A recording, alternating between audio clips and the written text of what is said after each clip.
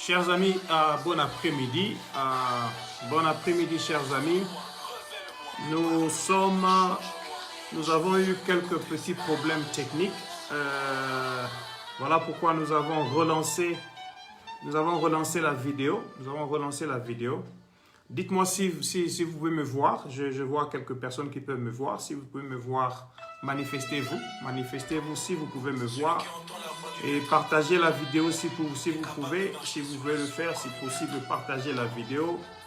Nous allons commencer notre temps de responsabilisation. Nous avons eu un peu d'ennui technique, mais nous sommes en train d'arranger cela. Je salue Alexandre Piero Mulenda, que Dieu te bénisse à partir de Hyderabad en Inde. Si vous rejoignez à nous, manifestez-vous, comme ça nous allons commencer. Nous avons déjà plus de 20 minutes de retard, nous devions commencer à 13 h. Nous avons eu de petits problèmes, de petits ennuis techniques qui ont fait que nous ne puissions pas commencer à temps. Mais je voudrais que nous puissions commencer notre vidéo. Je salue Hervé Kassangana qui nous suit à partir des États-Unis. Je crois à New York, si je ne me trompe pas, corrige-moi. C'est à New York ou à Washington, Hervé? Corrige-moi s'il te plaît, fils. Je salue le pasteur Alain Boamamba qui me suit à partir de Johannesburg. Nous sommes sur notre page temps de responsabilisation. Le Seigneur nous a mis à cœur de pouvoir parler aux fils de Dieu, aux enfants de Dieu, pour responsabiliser chacun, autonomiser chacun. Et nous sommes en train de parler sur le thème les priorités dans la vie chrétienne. Les priorités dans la vie chrétienne. Nous parlons sur les priorités dans la vie chrétienne. Shalom, pasteur Alain Bamwamba, que Dieu te bénisse. Pasteur de l'église Cité Bethel à Johannesburg, que Dieu te bénisse, mon frère, pour prendre ce temps et nous suivre. Nous apprécions cela. Je sais que nous sommes des personnes très busy, être médecin et pasteur, mais si ce fait que tu es au milieu de quelque chose et tu vas faire autre chose, sans toi, libre de nous quitter, mais tu pourras nous suivre après. Nous sommes en train de parler des priorités dans la vie chrétienne et ça fait 2 samedis. Ça, c'est la 3e partie. Nous continuons aujourd'hui pour continuer sur nos enseignements. Nous avons parlé premièrement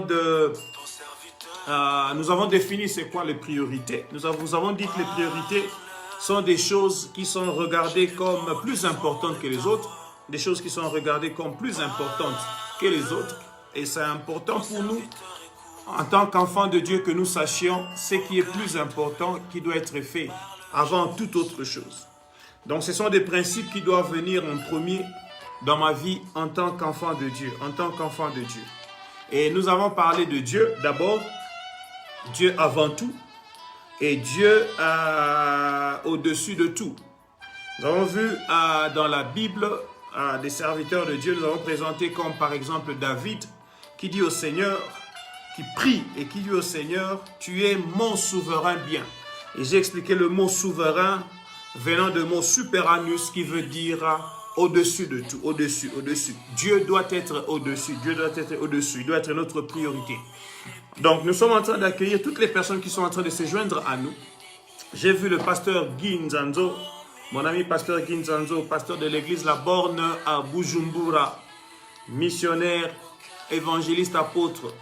Que Dieu te bénisse pour le travail que tu fais dans le corps de Christ. Nous avons parlé le samedi passé de la parole qui doit être une priorité dans la vie d'un enfant de Dieu. La parole doit devenir une priorité. Et lorsque j'ai fini mon intervention samedi passé, j'étais en train de parler de Marie et de Marthe, dans l'histoire qui est dans Luc chapitre 10, versets 38 à 42, où je vous ai parlé, j'ai partagé avec vous la parole de Dieu. Et nous avons vu Jésus parler à Marthe qui s'est préoccupée du fait que sa petite sœur ne venait pas l'assister, alors qu'elle était très occupée à servir Jésus. Jésus lui a dit, Marthe, toi tu te préoccupes de beaucoup de choses. Marie a trouvé la chose qui est nécessaire. Elle a trouvé la chose qui est nécessaire. C'est important de se préoccuper mais ne se préoccuper que seulement sur des choses qui sont importantes, sur celles qui sont nécessaires. Nous souhaitons la bienvenue ou le bienvenu à toutes les personnes qui se joignent à nous maintenant. J'ai vu Patrick Bassoumi se joindre à nous de Kinshasa. Que Dieu te bénisse, Patrick. Et voilà, nous allons continuer avec les enseignements d'aujourd'hui. Et je vais parler d'autre chose. Le samedi passé, je vous ai dit, il faut éviter le syndrome de Marthe. Le syndrome de Marthe. Il ne faut pas te retrouver malade de préoccupation. Malade de préoccupation. Les Marthes sont ceux-là, les chrétiens, les serviteurs de Dieu qui sont préoccupés à beaucoup de choses et qui oublient le nécessaire. C'est difficile. Un des grands dangers de la marche chrétienne, c'est de pouvoir se rendre compte, de se rendre disponible à servir Dieu. Mais pourtant, sans recevoir la force qui doit te permettre de le servir. Et cette force-là, tu la reçois lorsque tu sers le Seigneur en connaissant ce qui est nécessaire. Et le nécessaire, c'est la parole de Dieu. C'est la parole de Dieu. Bien-aimé dans le Seigneur, je vous ai fait voir le samedi passé que Marie avait une attitude différente de tous les autres, des Marthe, sa sœur. Marie était au pied de Jésus. Et les pieds, c'est la position du disciple. Les pieds, c'est la position là où le disciple venait s'asseoir pour dire au maître, je suis prêt que tu puisses m'enseigner. Je suis prêt pour recevoir de toi. Je suis prêt, parle-moi maintenant, parle-moi. Parle Seigneur, je suis prêt pour t'écouter.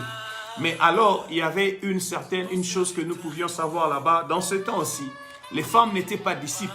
Donc, Marie, c'est une catégorie de chrétiennes qui se disent, je vais même dépasser les normes qui sont tracées, qui peuvent être cartésiennes, des normes qui sont déjà déterminées, qui sont logiques.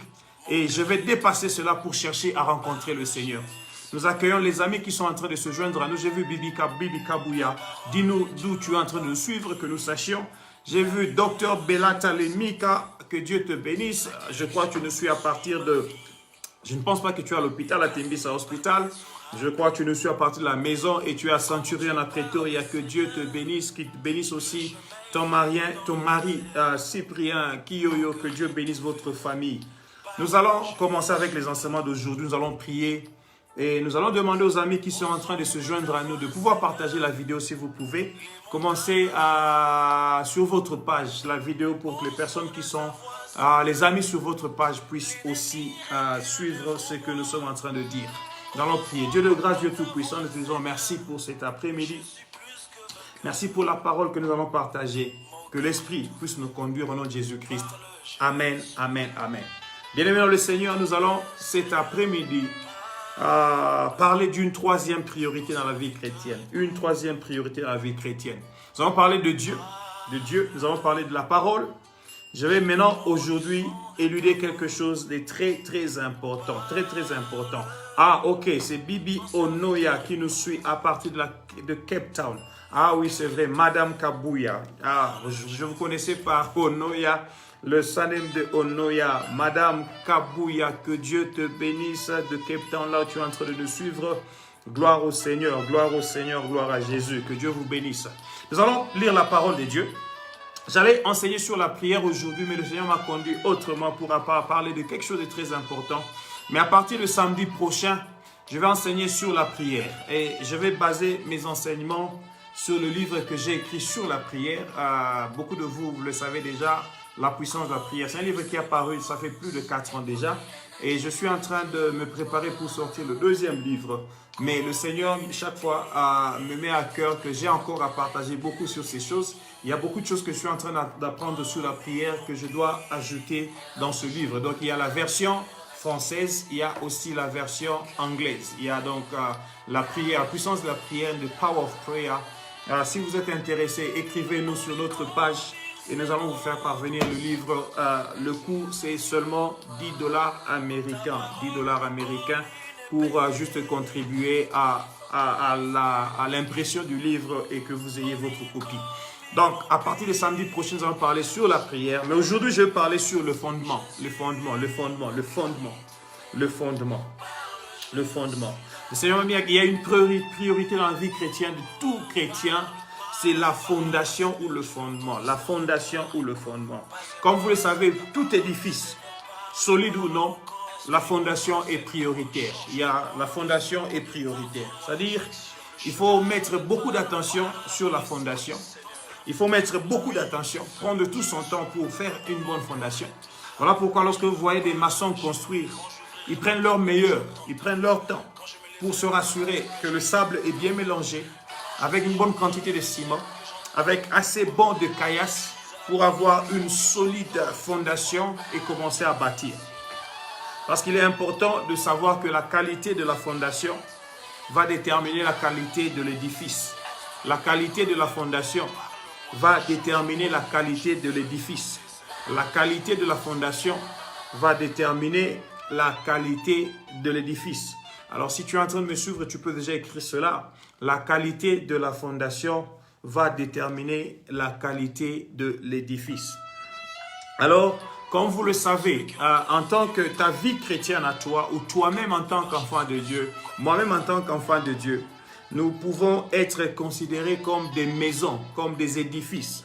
Et aucune maison ne peut être bâtie sans la fondation. Aucune maison ne peut être construite sans la fondation. La fondation est très, très importante. Alors, il est écrit dans la parole de Dieu, dans 1 Corinthiens chapitre 6, verset 19, ne savez-vous pas que votre corps est le temple du Saint-Esprit, que votre corps est le temple du Saint-Esprit. La Bible dit que notre corps est le temple du Saint-Esprit. Notre corps est la bâtisse du Saint-Esprit. Notre corps est le bâtiment du Saint-Esprit. Notre corps est la maison du Saint-Esprit. Donc, notre corps est une maison. Nous sommes un bâtiment, mais nous sommes un bâtiment du Saint-Esprit. La Bible dit en Corinthiens 6, 19, je disais, ne savez-vous pas que votre corps est le temple du Saint-Esprit qui est en vous, que vous avez reçu de Dieu, et que vous ne vous appartenez pas à vous-même. Vous n'appartenez point à vous-même. La Bible dit que nous sommes un bâtiment qui appartient désormais à Dieu, qui appartient au Saint-Esprit, qui appartient au Seigneur. Alors, parce que nous sommes un bâtiment, c'est-à-dire la fondation, elle est très importante. Alors, donc, pour bâtir ce temple, il faut d'abord placer une bonne fondation, placer un bon fondement. Voilà pourquoi il est important que toi et moi, en tant qu'enfants de Dieu, nous puissions placer une priorité sur la fondation. Parce que la maison sera aussi forte, aussi solide que sa fondation. Elle sera aussi solide que sa fondation. Elle sera aussi solide que sa fondation. C'est important que nous puissions savoir que nous devons bâtir sur une bonne fondation. C'est quoi la fondation? La fondation, c'est un soubassement sur lequel se repose un édifice. Un soubassement sur lequel se repose un édifice. Donc, pour que l'édifice monte plus haut, il faut que la fondation soit aussi bien dure et puis bien fondée, bien entrée dans le sol. C'est pourquoi la fondation, on appelle fondation aussi une base. C'est-à-dire c'est sur laquelle le bâtiment sera déposé. C'est ça qu'on appelle une fondation. Ça s'appelle aussi un fondement. Une fondation, un fondement. Le mot fondement, c'est le même mot. On comprend le fondement comme une base, c'est la base. Un fondement, c'est aussi un élément essentiel sur lequel s'appuie tout le reste. Élément essentiel sur lequel s'appuie tout le reste. Un fondement, c'est aussi des principes sur lesquels se fonde un système. Ce sont des principes sur lesquels se fonde un système. Alors, quand on parle par exemple de fondement d'une doctrine, les fondements d'une doctrine sont les principes sur lesquels la doctrine est fondée.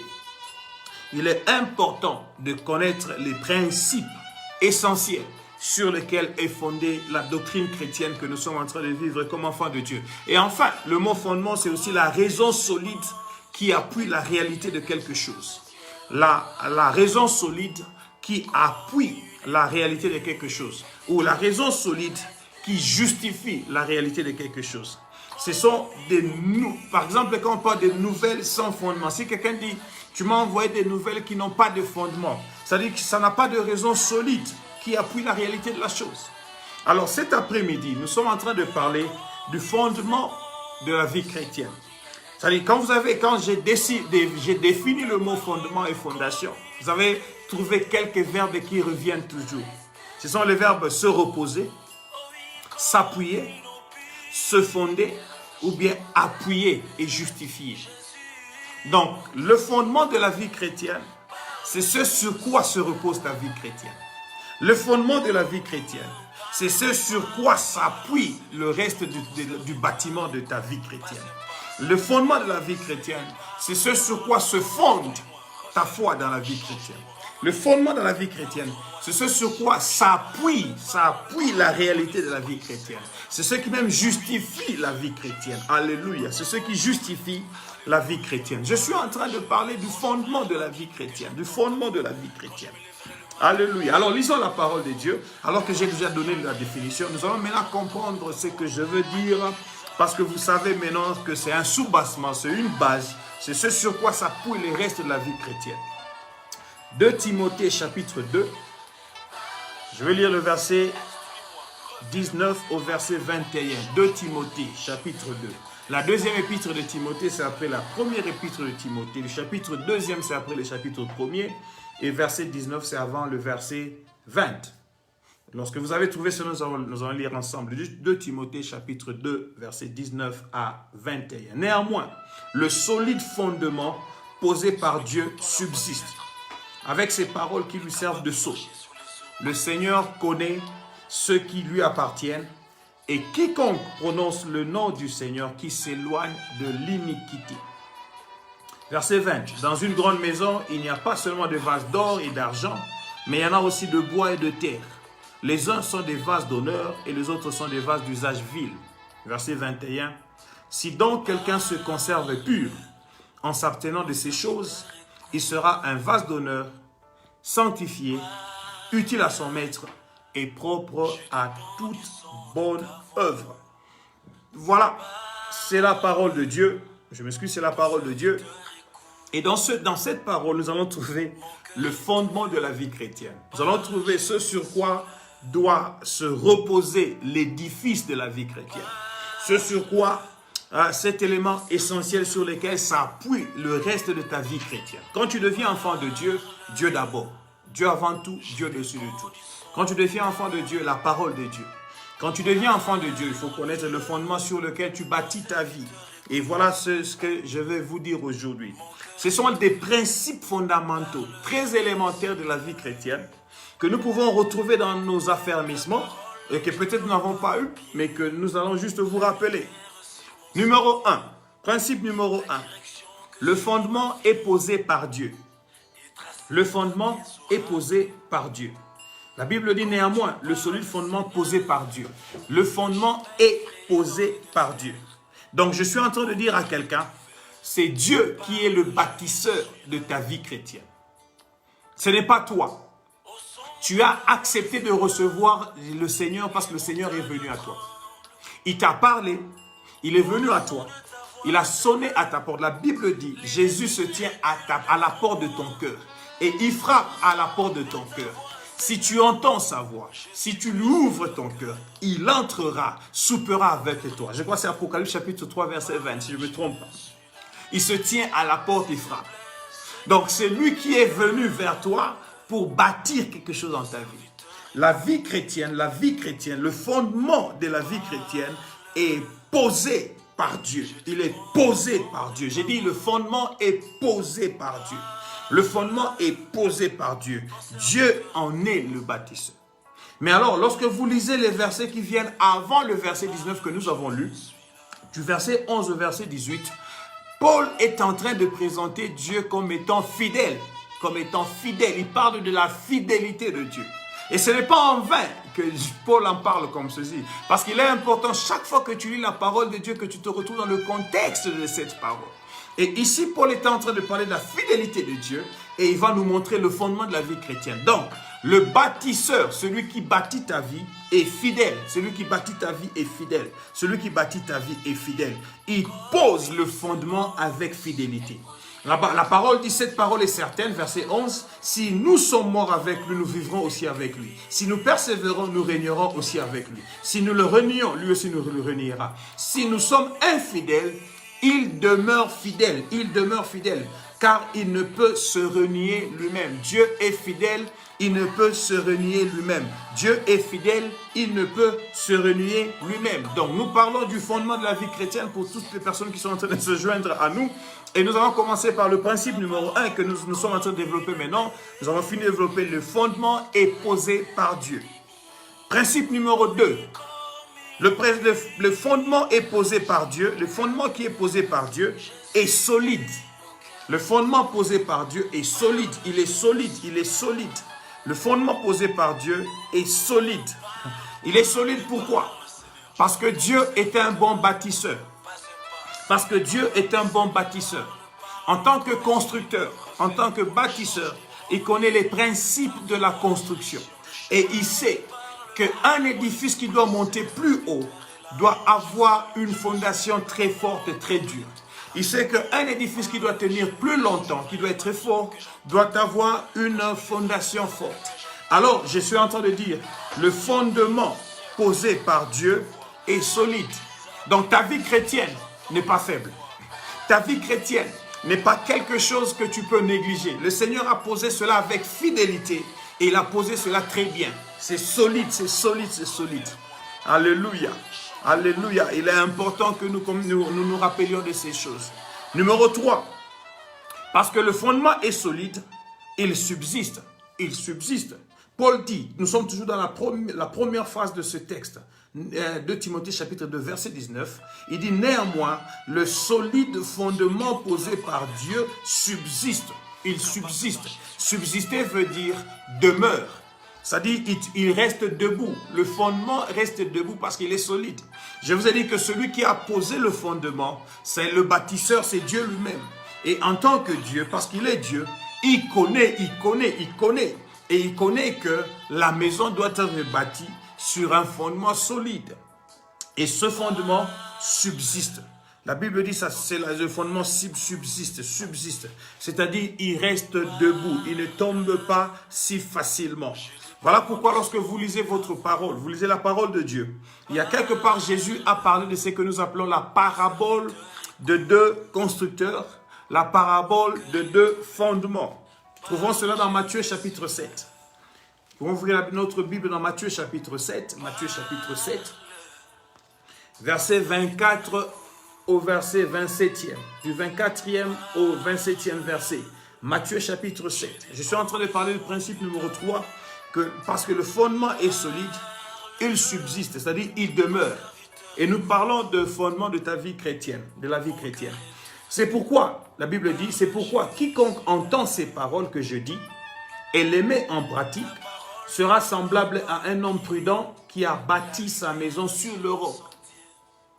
Jésus dit, quiconque entend ces paroles que je dis et les met en pratique sera semblable à un homme prudent qui a bâti sa maison sur le roc. Alléluia. Le fondement est solide et il subsiste. Mais pour qu'il subsiste, il y a des conditions importantes à pouvoir remplir ici. Le fondement est bâti comment? Comment Dieu bâtit-il le fondement? Le fondement est bâti par la parole. Voilà pourquoi Jésus dit, quiconque entend ces paroles que je dis, mais pas seulement entendre, il faut entendre et mettre en pratique les paroles de Dieu. Beaucoup de chrétiens pensent que c'est assez de méditer la parole de Dieu, de prier le matin et de vivre sa vie.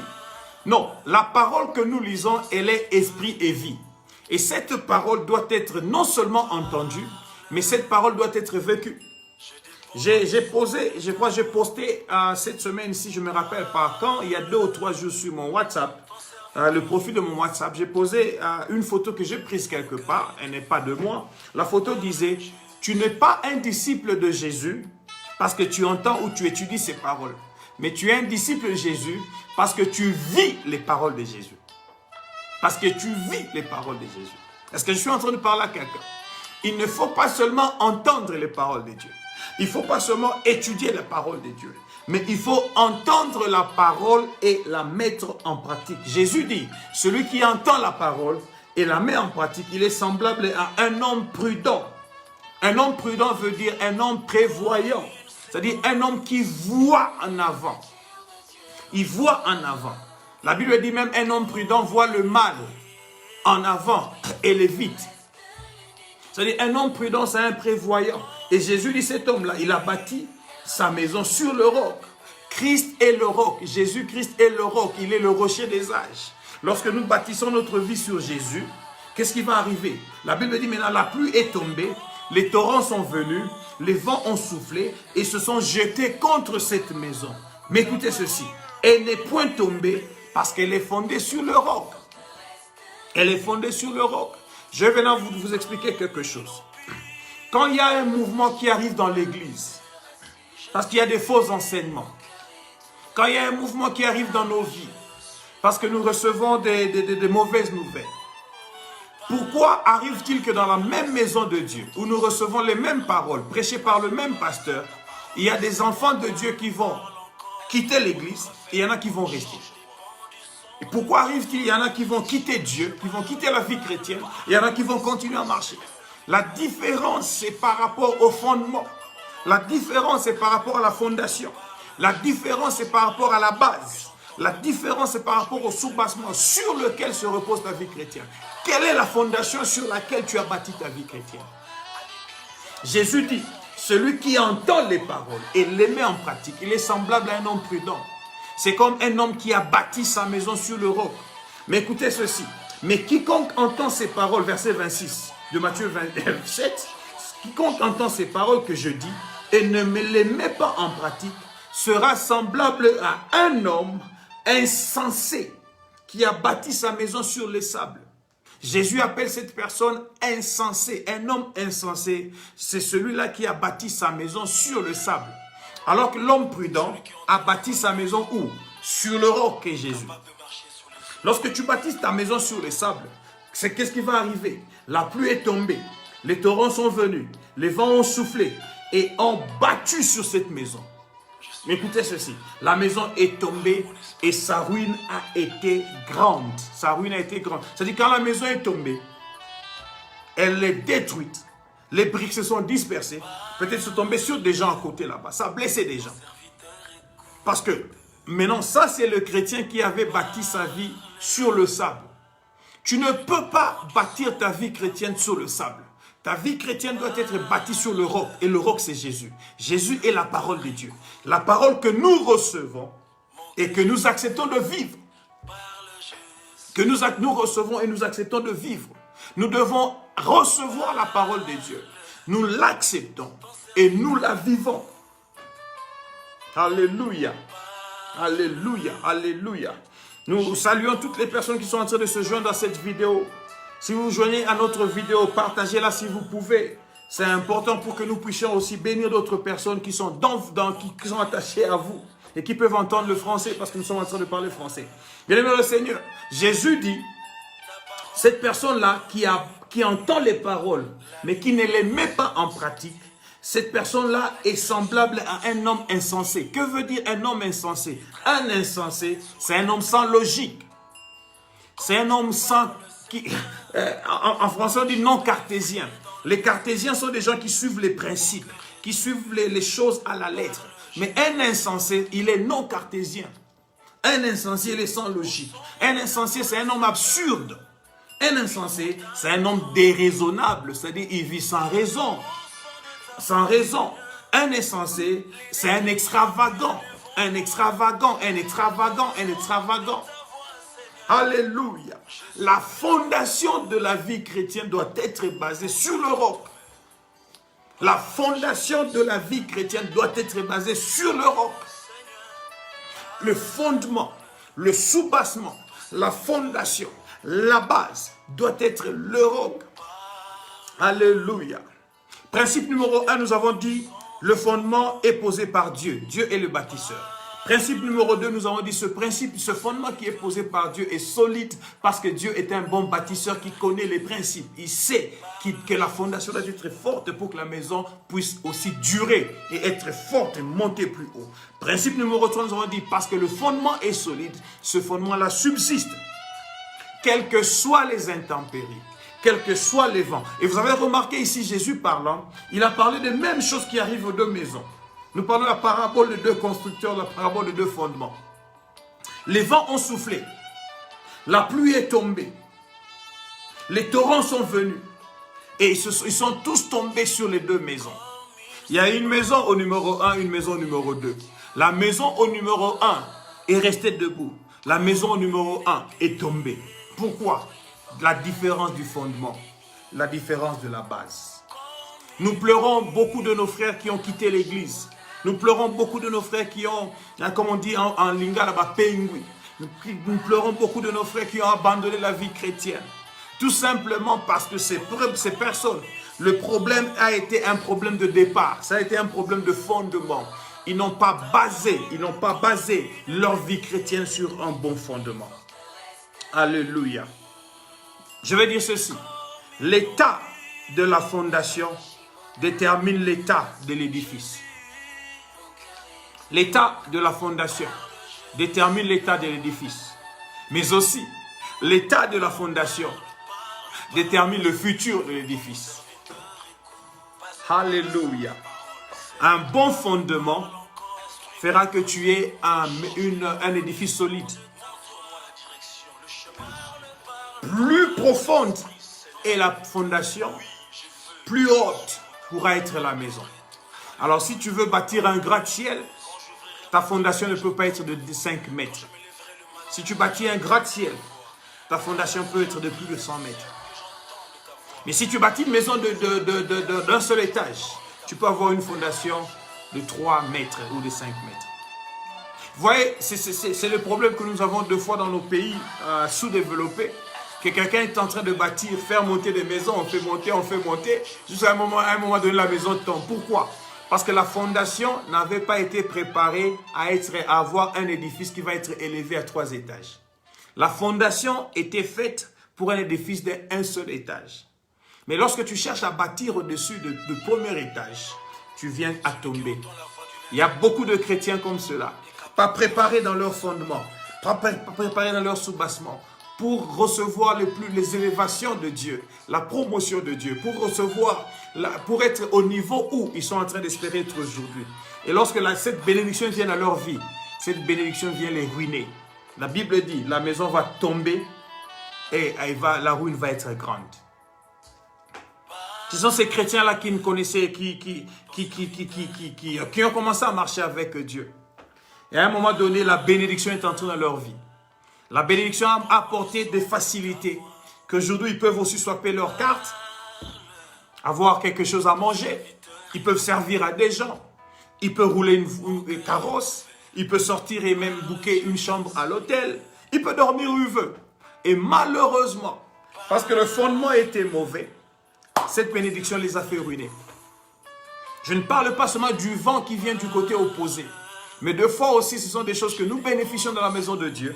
Mais parce qu'on n'était pas préparé, on se retrouve que cela vient nous ruiner.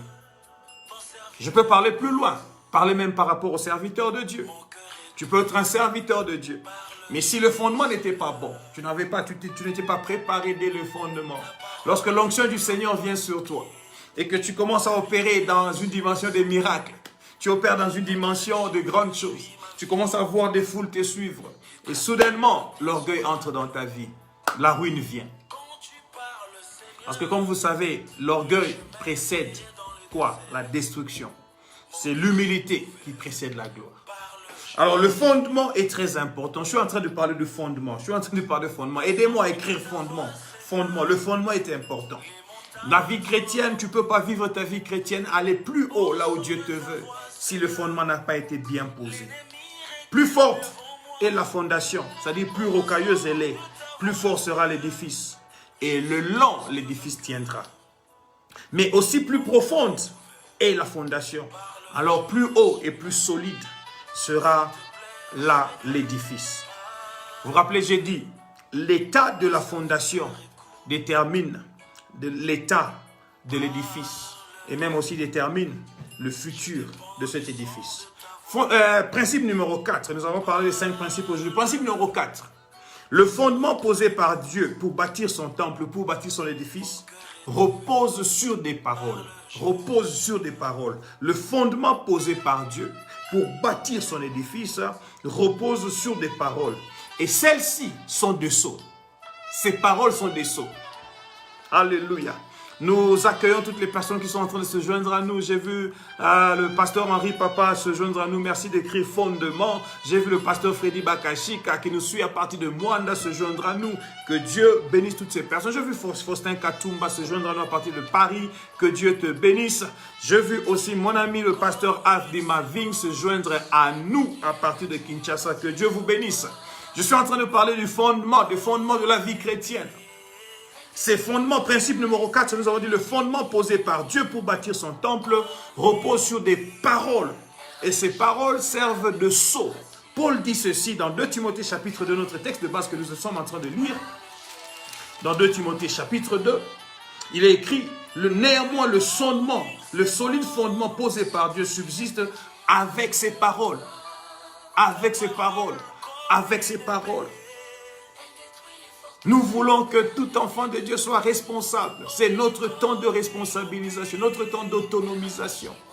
Le fondement se repose sur des paroles qui servent de sceau. C'est quoi le sceau? Le sceau, c'est un cachet qui atteste de l'authenticité d'un document.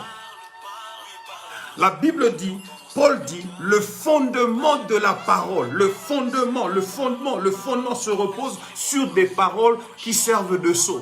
Le sceau, c'est un cachet qui atteste de l'authenticité d'un document. Et cela grâce à une empreinte spécifique. Donc quand le sceau de la parole vient sur Jean-Claude, ce sceau-là vient dire, Jean-Claude est authentique, il est mon serviteur authentique, il est mon enfant authentique. Ce sont ces paroles-là, ces deux paroles que je vais vous donner maintenant, qui vont dire de moi que je suis authentique ou je ne le suis pas. Alors, si tu crois que tu es authentique, je veux que tu le dises déjà. Je suis un document scellé. Moi, je suis un document scellé. C'est-à-dire, je suis un document attesté authentique. Je ne suis pas faux, je suis vrai. Alléluia. Alléluia. Parce qu'il y a beaucoup de faux en dehors là-bas. Comme on dit fake, fake en anglais. There are so many fake.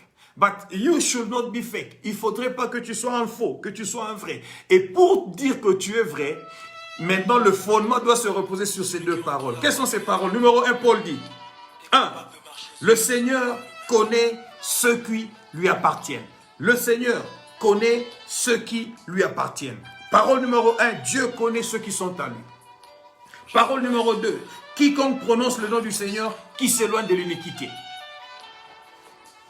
Bien-aimé le Seigneur, pour savoir celui qui est authentique, celui qui est attesté, qui atteste l'authenticité, ta vie chrétienne doit être basée sur ces deux paroles qui servent de sceau, c'est-à-dire des cachets de la part du Seigneur qui attestent la véracité de cela. Alléluia. Dieu connaît ceux qui sont à lui. Là, je parle de l'élection. De l'élection qui vient apporter la justification.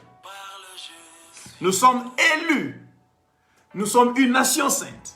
Nous sommes un peuple de Dieu, préparé par lui. Nous avons été justifiés. Justifié veut dire, alors que nous étions connus pécheurs, alors que nous étions ceux qui marchaient dans le désordre, le Seigneur est venu, par sa grâce, il nous a donné sa vie à vivre. Il dit, regardez, ne regardez plus Jean-Claude, parce que ce n'est plus lui qui vit. C'est moi, Jésus-Christ, qui vit en lui. Je l'ai justifié. J'ai décidé d'oublier tous ses péchés. Et maintenant, regardez-le par moi. Il est justifié. Il est déclaré juste. C'est-à-dire, il est déclaré juste. Non pas parce qu'il a fait quelque chose de très bon. Il est déclaré juste parce que Jésus a fait quelque chose de très bon. Parce que Jésus est mort sur la croix. Et moi, j'ai seulement accepté de vivre la vie de Jésus. Et Jésus dit, Jean-Claude, tu es justifié. Alors il dit, il connaît ceux qui lui appartiennent. Ceux qui lui appartiennent, ce sont ceux-là qui ont donné leur vie à Jésus. Mais maintenant, après avoir donné ta vie à Jésus, c'est la première parole. Deuxième parole, quiconque prononce maintenant le nom du Seigneur, qui fasse quoi? Qui s'éloigne de l'iniquité. Si de l'élection et de la justification, moi je n'ai même pas peut-être beaucoup de choses à faire parce que Jésus a fait. Mais la deuxième parole, moi j'ai à faire. Parce que maintenant, on dit que quiconque qui prononce le nom du Seigneur, qui puisse s'éloigner, c'est à lui de s'éloigner. Donc moi, Jean-Claude, qui ai reçu le sceau de la parole, le sceau de l'élection, de la justification, je dois maintenant faire un pas pour m'éloigner de l'iniquité. Là, je parle maintenant de la sanctification. La purification, la sanctification, la sanctification, la sanctification, la sanctification. Bien-aimé dans le Seigneur, voilà les deux sceaux, les deux paroles qui servent de sceau, c'est-à-dire qui attestent de l'authenticité de moi comme un document appartenant à Dieu. L'élection, déterminant la justification et deuxièmement la sanctification. La sanctification ici maintenant, c'est le fait que le Seigneur m'a mis à part afin de pouvoir accomplir les œuvres que lui-même Dieu a déjà préparées pour que ma vie chrétienne puisse servir d'un témoignage pour les autres. Pour les autres. Sanctification, sanctification. Aidez-moi à écrire sanctification. Aidez-moi à écrire sanctification. Nous sommes au principe numéro 4. Le fondement posé par Dieu pour bâtir son temple se repose sur des paroles. Deux paroles. Dieu connaît ce qui lui appartient. Deuxième parole. Dieu nous demande de nous sanctifier. La sanctification. Bien-aimés, écoutez très bien ceci. Vous sanctifier n'est pas question de chercher où se trouve le péché pour que vous vous mettiez à le fuir à tout moment. Mais vous sanctifier, c'est chercher à trouver où se trouve Jésus. Et quand vous êtes en Jésus, vous êtes sanctifié. Parce que le péché ne vient pas là-bas. Cherchez où se trouve Jésus, cachez-vous en Jésus. Ne cherchez pas où se trouve le péché pour fuir le péché. Parce que parfois, le diable vous attrape. Parce qu'il est le malin. Alléluia, alléluia. J'aime deux versets que je vais utiliser ici. Psaume chapitre 97, verset 10. Psaume 97, verset 10, la Bible dit, « Vous qui aimez l'Éternel, haïssez le mal. » Vous qui aimez l'Éternel, haïssez le mal. Est-ce que je suis en train de parler à quelqu'un? Si tu aimes l'Éternel, si tu sais que tu es un élu de l'Éternel, si tu sais que tu es celui qui a été élu, tu es dans l'élection du Seigneur, la Bible dit, tout celui qui aime l'Éternel, vous qui aimez l'Éternel, haïssez le mal. Il ne dit pas, cherchez et faites un effort pour haïr le mal. Je vous suggère de pouvoir faire un effort pour haïr le mal.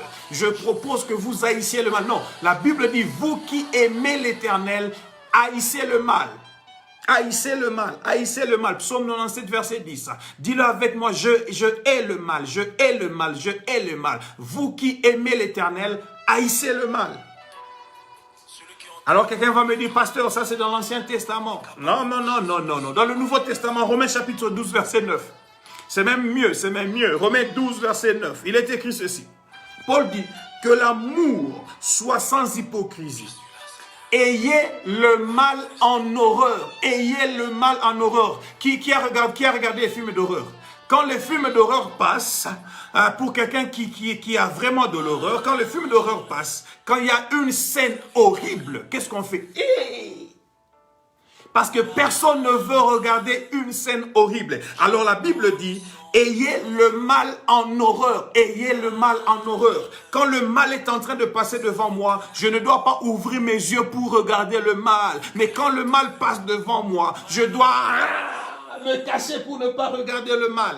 Paul dit, ayez le mal en horreur. Écoutez, virgule, il dit, attachez-vous fortement au bien.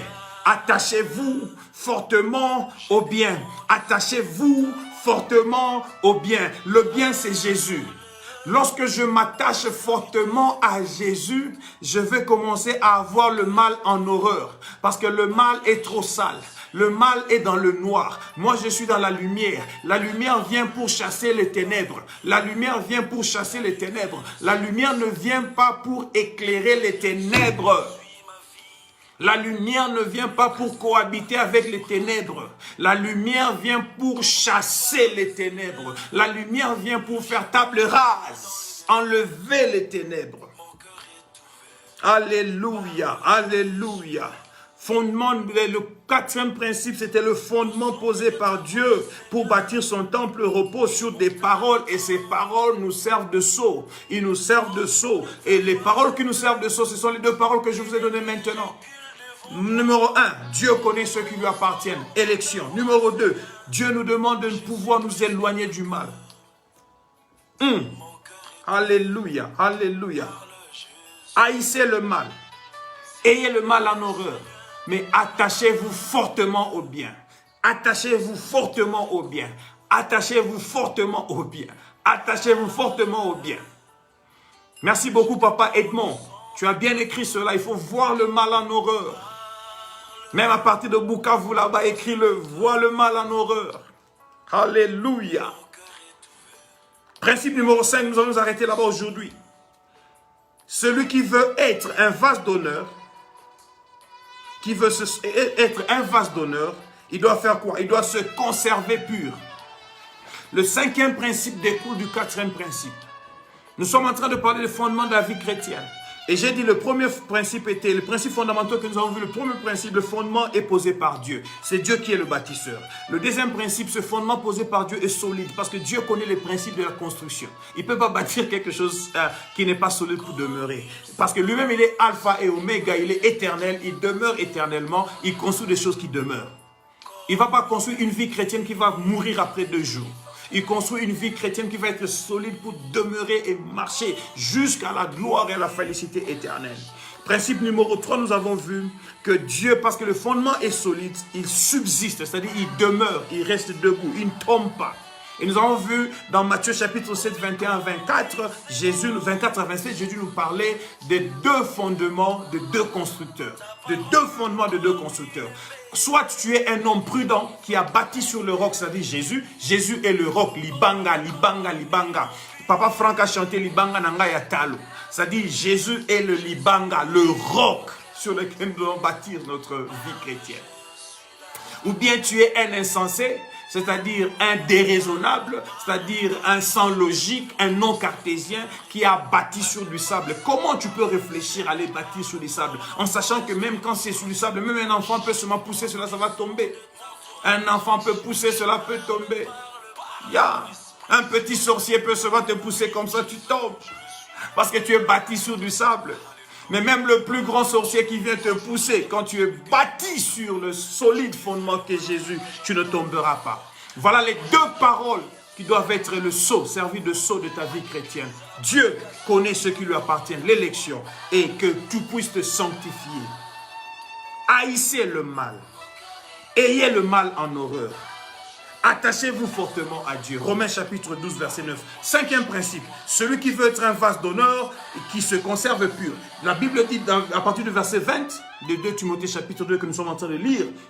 Dans une grande maison, il n'y a pas seulement des vases d'honneur, des vases d'or et des vases d'argent. Mais il y en a aussi de bois et de terre. Les uns sont des vases d'honneur, les autres sont d'un usage vil. Je vais vous montrer quelque chose. Dans chaque maison, lorsque vous entrez dans une vitrine, dans la vitrine de la maison, nous quand on grandissait c'était comme cela, on savait que quand on veut manger, on nous servait sur des assiettes en plastique.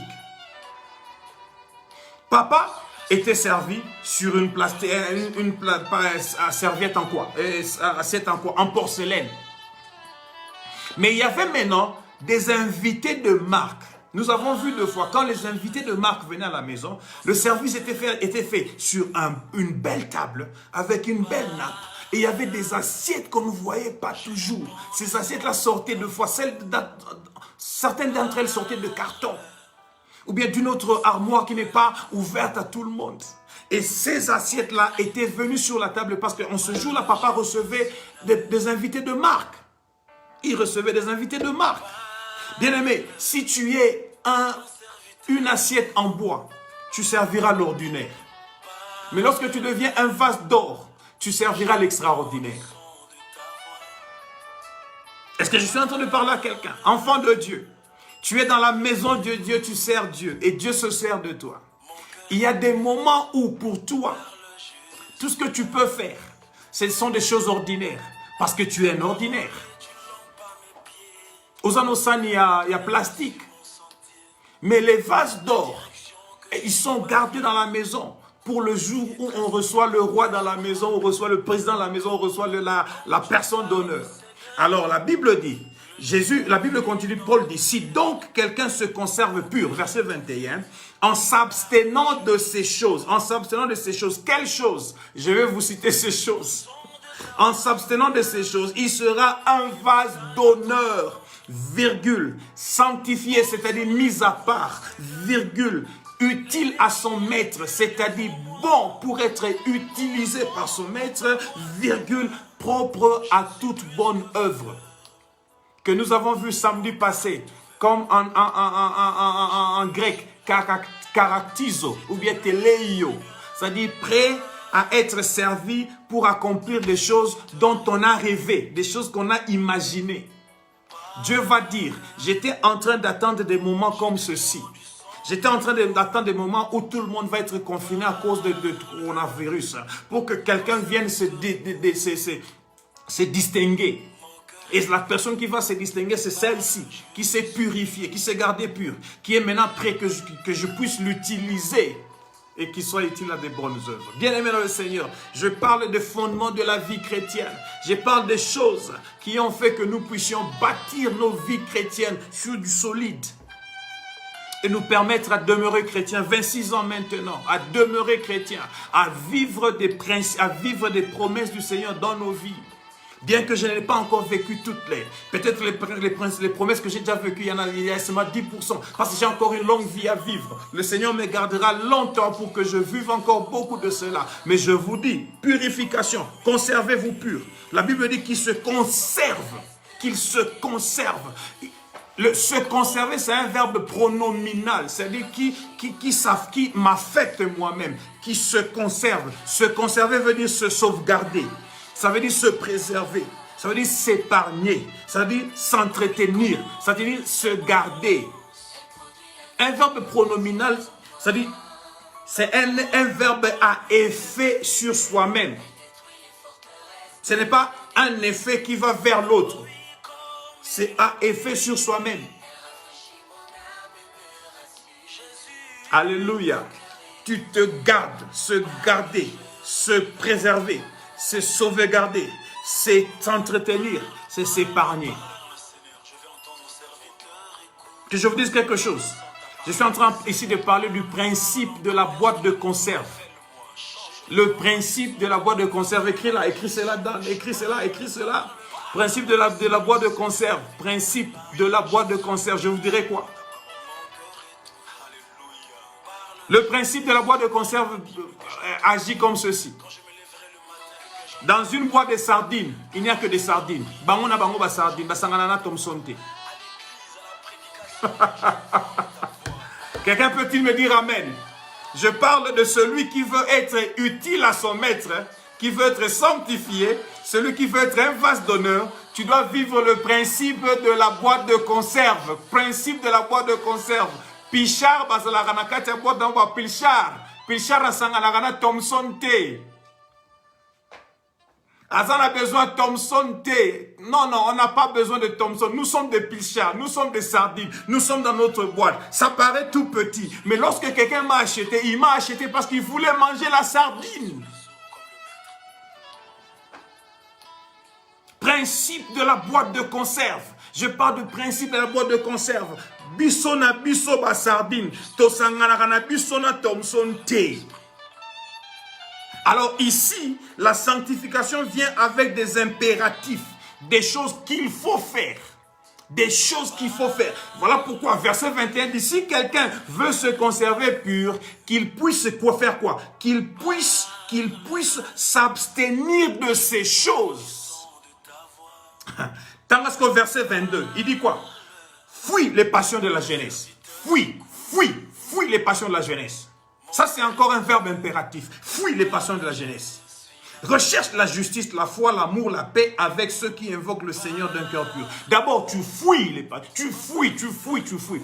Frère, la sanctification ici dont on parle, maintenant dans le niveau de se conserver pur. Si tu veux vivre le principe de la boîte de conserve, yokanga bien, le principe de la boîte de conserve, parce que tu peux entendre aussi lingala. Principe, il y a boîte à conserve, mbisi. Oh, il y a biso boîte à conserve, comme on a eu sardine. To comme on est pilcha, asanganana mungonzo te, asanganana Thomson te, asanganana biso kaukate, parce que azana yé biso kaukate. Okoki ozala Thomson za elengi na yo.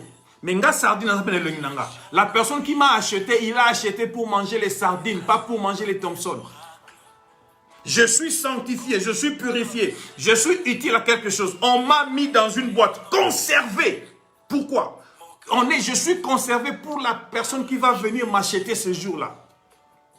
Et la personne qui m'achète ne m'a même pas vu dans la boîte. Mais la personne qui m'achète, elle est sûre que ce qui est dans la boîte est bon. Est-ce que quelqu'un me suit? Dieu te conserve, il te garde. Lorsqu'il te présente au monde, le monde n'a même pas besoin de se demander qu'est-ce qui se trouve là-dedans. Non, ce n'est pas un faux, c'est un vrai. Pourquoi? Parce qu'il a les deux sceaux, le sceau de ces deux paroles. Dieu connaît celui qui lui appartient et quiconque qui marche avec le Seigneur, qui puisse s'éloigner de l'iniquité. C'est un homme qui vit l'élection et la sanctification. Alors, il se conserve. Il se conserve. Azakomi Batela. Fuis les passions de la jeunesse. Verset 23. Repousse les discussions folles. Repousse les discussions folles et inutiles. Sachant qu'elles font naître des querelles. Verset 24. Or, il ne faut pas qu'un serviteur du Seigneur ait des querelles. Il doit au contraire être affable pour tous, propre à enseigner, doué de patience. Verset 25, il doit redresser avec douceur ses adversaires, dans l'espérance que Dieu leur donnera la repentance pour arriver à la connaissance de la vérité. Verset 26, et que, revenus à leur bon sens, ils se dégageront des pièges du diable qui s'est emparé d'eux pour les soumettre à la volonté. Bien évidemment, j'étais en train de dire, la sanctification ici vient avec des impératifs. C'est le temps impératif.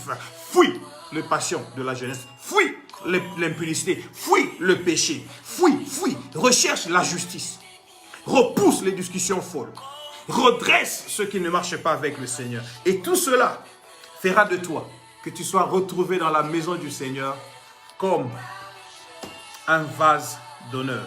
Un vase d'honneur. Bien-aimé le Seigneur, j'ai beaucoup d'exemples dans la Bible que je pouvais vous donner pour vous parler de ces choses. Nous avons déjà fait 55 minutes. Je voudrais terminer par vous dire ceci parce que notre temps c'est dans 1 heure. J'ai 4 minutes pour vous dire, si vous voyez l'exemple de la vie de quelqu'un comme Joseph dans la Bible, dans l'Ancien Testament. Vous savez l'exemple de Daniel et ses confrères, ses amis. Ces personnes-ci sont des personnes qui ont refusé de se souiller. Ils ont refusé de se souiller. Et comme vous savez, dans leur vie, ils ont été élevés. Ils ont été élevés. Le fondement était là. Mais alors, je vais vous dire ceci. Nous aimons donner les exemples de ces jeunes hommes ici. Joseph, Daniel, Meshach, Shadrach, Abednego. Ils ont été élevés par le Seigneur. Mais est-ce que vous savez qu'ils sont de l'ancienne alliance? Et que toi et moi, nous sommes meilleurs qu'eux. Où notre vie est basée sur des promesses qui sont meilleures que celles d'elles. Non, je vais vous montrer cela. Hébreux chapitre 8, verset 6, on va terminer par là. Parce que nous parlons des fondements de la vie chrétienne, nous devons connaître ces choses. Hébreux chapitre 8, verset 6. Tu peux lire tous les chapitres 8. Ça parle de la réalité de la vie chrétienne qui est en Christ. Et ça compare l'ancienne alliance à la nouvelle alliance. Verset 6, il dit, mais maintenant, Jésus a obtenu un ministère d'autant supérieur qu'il est le médiateur d'une alliance plus excellente. Une alliance pas seulement excellente, une alliance plus excellente. C'est-à-dire l'ancienne alliance était excellente, elle n'était pas mauvaise. L'ancienne alliance était excellente. Mais Jésus est devenu le médiateur d'une nouvelle alliance. La nouvelle alliance qui est plus excellente, très plus excellente, qui a été établie sur quoi? Sur de meilleures promesses. Sur de meilleures promesses. Je suis en train de parler du fondement de la vie chrétienne qui est basé sur des paroles qui doivent être comme des sceaux. Ces paroles, si vous prenez maintenant, vous êtes dans la vie chrétienne où Jésus est le fondement, c'est-à-dire dans cette nouvelle vie chrétienne de la nouvelle alliance, si maintenant vous vous reposez sur cela, je vous dis, nous avons reçu de meilleures promesses en Jésus-Christ. Donc, si tu te sanctifies, si tu te conserves plus, si tu vis le principe de la boîte de conserve, les promesses qui sont les tiennes, elles sont de loin plus excellentes que celles qu'ont reçues Joseph, Daniel, Meshach, Shadrach, Abednego, Job. Whatever we can mention dans le 4e Ancien Testament, celles que nous avons comme promesses, elles sont meilleures. Alors, meilleur, c'est quoi? Le mot meilleur, c'est un adjectif ou un adverbe qui signifie quoi? Qui parle du comparatif de supériorité de bon. Quand on veut comparer la supériorité de ce qui est bon, le comparatif de la supériorité de bon, on utilise le mot meilleur. Le mot meilleur, c'est le superlatif du bon. C'est-à-dire, en un mauvais français, meilleur veut dire le plus bon. Mais le plus bon, on ne le dit pas, on dit meilleur. C'est-à-dire, si les promesses de Dieu étaient bonnes dans le temps de Joseph, de Daniel et de tout cela, en notre temps, les promesses de Dieu sont plus bonnes. C'est-à-dire, elles sont meilleures. Bien aimé le Seigneur, voilà les fondements sur lesquels doivent se reposer notre vie chrétienne. Je suis très content parce que je sais, je suis en train de parler des choses élémentaires qui doivent bâtir le socle d'une vie future qui va être très forte. Nous sommes dans notre temps de responsabilisation, un temps d'autonomisation, où nous sommes en train de nous rendre responsables de nos vies chrétiennes, où nous ne sommes pas des chrétiens qui courons à chaque moment vers nos responsables, vers nos leaders, pour qu'ils nous aident à prier pour nous, ou à nous amener quelque part, ou à nous faire élever quelque part. Non, non, non, non, non. Nous sommes des chrétiens qui avons accepté de marcher avec le Seigneur et être responsables. J'étais en train de dire, si tu veux être un usage utile entre les mains de ton maître, conserve-toi pur. Aujourd'hui, nous avons vu 5 principes fondamentaux qui servent de la fondation d'une vie chrétienne solide. Numéro 1, le fondement est posé par Dieu. Numéro 2, le fondement posé par Dieu est solide. Numéro 3, parce qu'il est solide, il se conserve et demeure longtemps, il subsiste. Numéro 4, le fondement posé par Dieu pour bâtir son temps de repos sur des paroles qui sont comme des sceaux. Et ces 2 paroles-là sont la parole de l'élection qui conduit à la justification et la parole de la sanctification. Numéro 5, qui découle du principe du fondement numéro 4, que celui qui veut être maintenant utilisé par Dieu comme un vase d'honneur doit se conserver pur. Nous allons parler du principe de la boîte de conserve. Que Dieu vous bénisse. Gardez cela dans votre tête. Les sardines sont sardines dans leur boîte. Elles n'ont pas besoin d'un dakala pour les accompagner. Et lorsque la personne viendra acheter les sardines, il achète les sardines. Pas les ndakala qui sont dedans. Parce qu'il n'y en a même pas. Bien-aimés le Seigneur, conservons-nous purs. Et nous serons des vases d'honneur dans la maison de Dieu. Nous allons prier.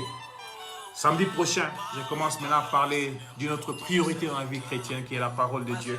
Et lorsque j'ai commencé, j'ai rappelé aux gens ce livre sur la puissance de la prière. Un livre que j'ai écrit il y a 4 ans déjà, mais qui continue à être d'actualité parce que la prière est puissante. Et si tu penses que tu n'as pas encore ce livre et tu veux l'avoir n'importe où tu es, il est à $10. Nous pouvons nous arranger pour que tu atteignes, tu aies ton livre là où tu es. C'est en anglais, c'est en français et c'est aussi en anglais. Il y a la version anglaise qui dit The Power of Prayer. Les deux, c'est le même contenu, mais en 2 langues différentes. Au moment où nous sommes en train de parler, il y a une équipe en Inde qui est en train de préparer la version de ce livre en Telugu. En Telugu, qui est une des langues les plus parlées en Inde, je crois, dans tout le sud de l'Inde, là où je vais régulièrement. Et je crois au mois d'octobre, quand je serai là, ce livre sera déjà, nous allons le présenter là-bas en Telugu. Nous voulons que le message du Seigneur passe partout. À samedi prochain, pour notre temps de responsabilisation, nous allons parler de la prière comme une priorité de la vie chrétienne. Que Dieu vous bénisse. Salutations à toutes les personnes qui se sont jointes à nous après. Que Dieu vous bénisse. Nous avons vu beaucoup d'autres personnes se joindre à nous. Que Dieu vous bénisse. Rendez-vous pris pour samedi prochain. Ne manquez pas pour ce moment de bénédiction. Bye.